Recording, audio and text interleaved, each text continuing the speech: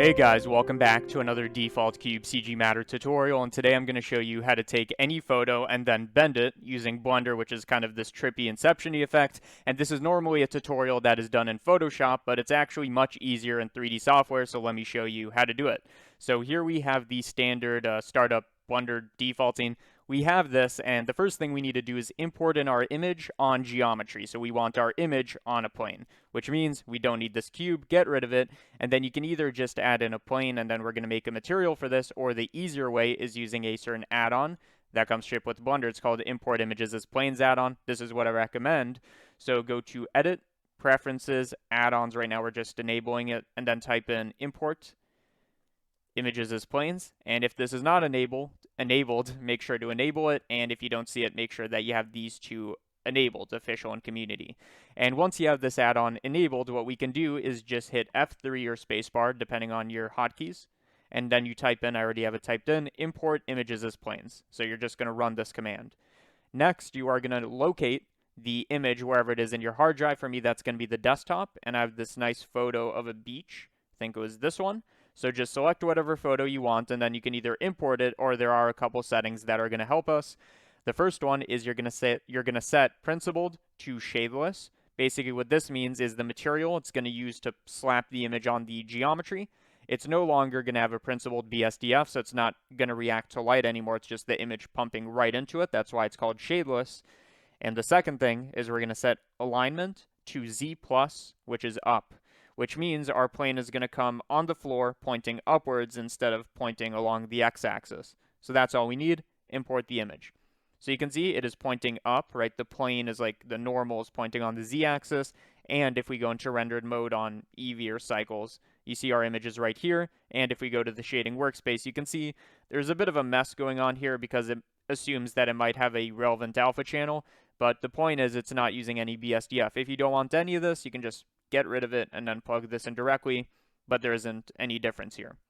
Okay, one more thing before we do the bending, just go to Render tab, go to Color Management, and the reason we're about to do what we're going to do is this image looks a bit different from the one I downloaded. You can't tell because you're not used to it, but the colors are a bit off, so the way we fix it, Color Management, View Transform, set this to Standard, and you can see the big difference there. So Filmic is what it's set at, Standard is what it comes with, right? This is the image I downloaded, so set it to standard. So now to do the bending, I'm going to be in the top view because that's how we view the image front on, head on. And you now have two options. You can either go into edit mode and then Control R to make a loop cut and then just set your divider. And this is where you're going to start the bending at. So you can either do a loop cut or you can hit K for knife tool and then you could draw a diagonal.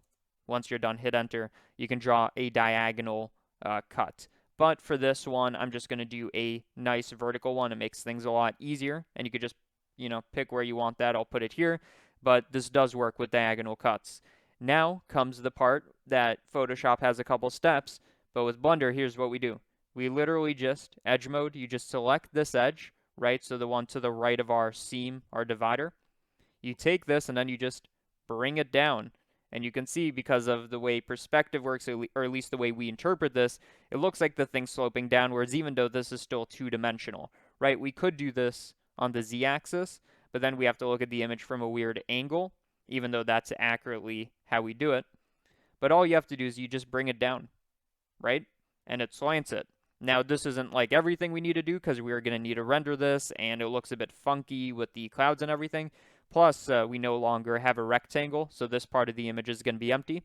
So once you bring it down, you can either select a select vertices, and then bring this vertex up, right, like that.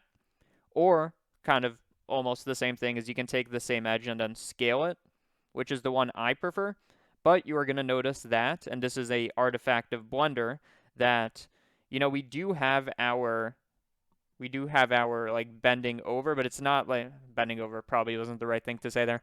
But it's not where our divider is. And it's not like, this isn't a good thing, right? This is an issue. And the reason is Blender treats UV mapping very weirdly and has some issues. So the way to fix this is to either subdivide the mesh, and you can see every time we subdivide, it's going to do this weird thing, and it's going to get closer and closer and closer. Or if you don't want to just add that geometry, modifiers, add a subdivision surface, Set this to simple so it doesn't do that curvature stuff. Simple, and then bring up the viewport passes, and make sure whatever you pick is going to match with the render, so 6 as well.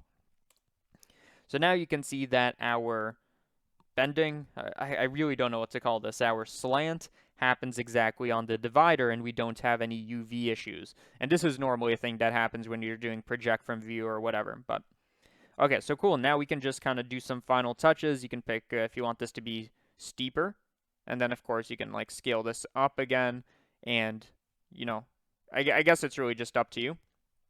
But let's say that you're happy with this image, and again, all we want is this rectangular section, right? Imagine that's the image, and then we're gonna ignore the triangle down here.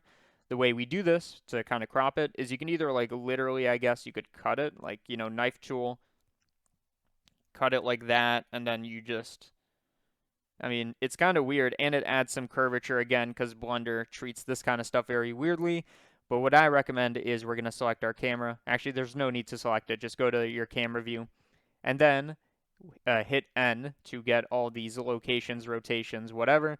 And this is for the camera, so I guess you do have to select it. We're going to center to the world origin our camera. We're going to center it in terms of rotation, so zeros everywhere.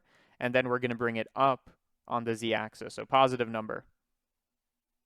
So just bring that up. And really what's happening here is we're putting this camera pointing down, bird's eye view, right there. And you kind of want to just pick the smallest value you can do to get everything in frame, where it was before we had this gap over here. So just pick the smallest number, or the biggest number, smallest number, whatever. Pick, you understand what I'm saying. And I think we now have everything in frame. It's properly cropped, but it's kind of hard to tell what we're looking at because we see this stuff in the background. So just a bit of a trick with your camera selected. Go to the camera tab. It's not going to be here if you don't have your camera selected. And then go to viewport display. I have no idea how to pronounce this. Pass a part out. I have no idea.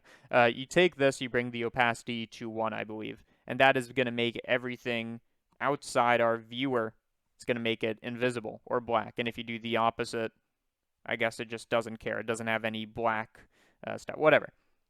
Set it to 1, and now you can see this nicely, and hit this button to, what's that, show overlays. Hit it to hide overlays. And now we can kind of see what our image is going to look like. Now, ideally, if you set this up a bit differently or whatever, it depends on what you do.